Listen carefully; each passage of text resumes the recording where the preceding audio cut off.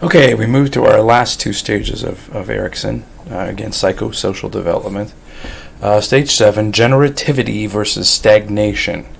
And this happens between 40 to 65. Maybe a little later now that lifespans have gone up and such, but you get the idea, hopefully. Here, this is the time when normally if you have kids, you're already going to have them, and then the kids leave the nest, if you will, and you get into now what. So it starts to reflect a bit. It starts to... this is the time if you're going to peak, you peak, if that makes sense. Very few people become CEO of something after age 65. Very few people become the president, although I know the last two times. But again, that's not the rule. It's kind of the exception. So, generativity, positive. If this person is met these stages, they are making a lasting contribution, which, it could be big, Einstein, Leonardo da Vinci, etc. But even on a smaller scale, you're the president of the Lions Club, and you organize a drive, or you run the June Jamboree, or you, even if it's, sorry for my shirt there, or you're a successful teacher, you're a successful nurse, or you're the head of nursing on your floor or something like that. Don't picture needing these big awards. It's not about the awards here. It's more about the accomplishment and how it helps others, helps society in general. Again, even if it's on a small scale, just think about the rebuilding the tornado stuff and that kind of, after the tornado and those kind of things. And the heroes during COVID and all that.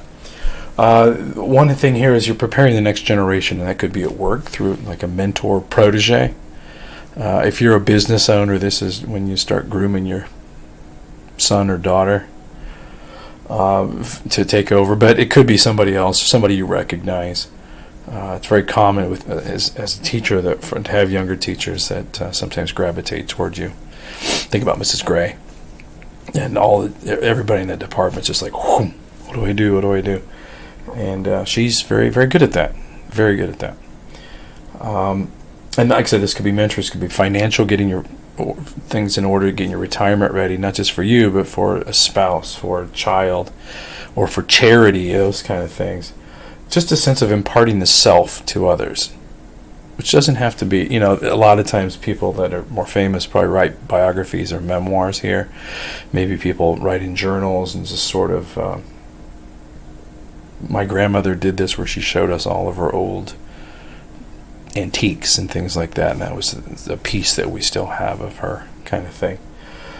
Or it's in the form of work, or it's in the form of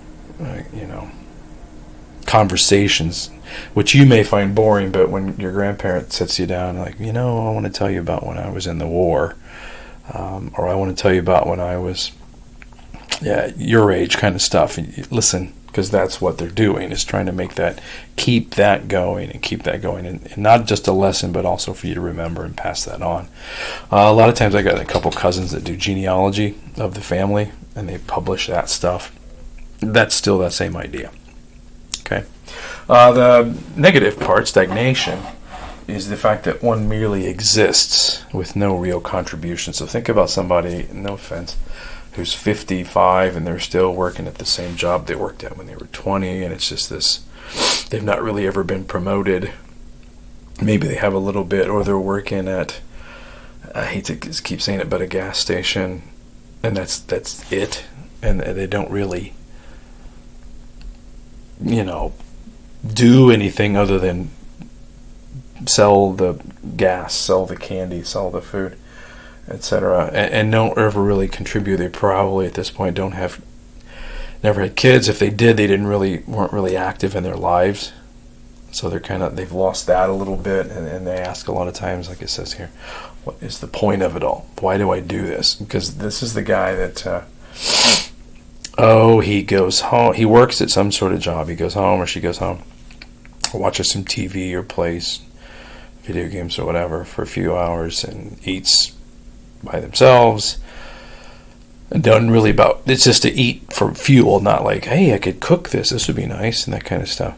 And then they go to bed and they repeat every day, every single day. Just think about that for a moment. And then finally, they are very good at looking back on past accomplishments and magnifying them. The classic, if you've ever seen Napoleon Dynamite, this is Uncle Rico for sure. We could have won the state. You know, I remember when I was back in high school, we were so crazy, man. But that's all they've got. And when they see a high school classmate, this is the reunion, the guy that's like, yeah. And he's not bragging about it, but I do this and this. And this guy's like, well, remember back when?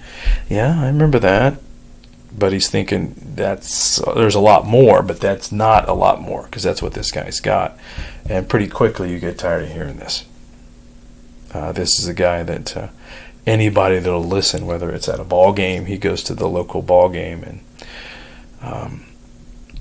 here's what the coach should have done. When we did it better than that, and that kind of stuff. And people generally don't like to be around a guy like that very long. And you can see kind of what's coming next. Okay, so our last stage, ego integrity versus despair. And this is age 65 on. And maybe again a little later, because people are living later and working later and such. But with a positive outcome here, you've got an acceptance of death, which seems a bit weird, but I've lived a good life. It's been worthwhile. I've always regrets, always wish I would have done this, and so on and so forth. But I've kept in contact with my family. I've set myself up and set them up for later. I've had a good relationship at work. I've made a difference. And I can reflect on that, on my life, on myself. Have I been the kind of person that I wanted to be? Have I imparted that to other people without boring them and lecturing them and, judging them too much? How come you're not a lawyer? Everybody's got to be a lawyer in this family. That kind of stuff. That's not here. Okay? So this is a very pleasant thing. And, obviously religion comes into this a bit about acceptance of death. Don't want to get into that, but that's a factor as well. And then finally, the negative, despair, which is, it's just a sad word. There's a fear of death, again, paradoxically, where you've had not much of a life, but you don't want to die. I don't know if that's because of regrets of what all you've missed, or just fearing because it's still that unknown and all that kind of stuff. This is, if you know your Christmas Carol, this is Scrooge before the dream. And then he turns into this, because he crams it all. If you ever watch that or read that book, he's cramming this whole thing into a week or whatever, but it's still a good lesson. So there's a fear of death, there's a dissatisfaction with life. What did it even do? I realize now that, my gosh, this is terrible, and it makes me bitter, and it makes me alone. I'm the classic, get out of my yard, kids, the guy that yells at everybody else.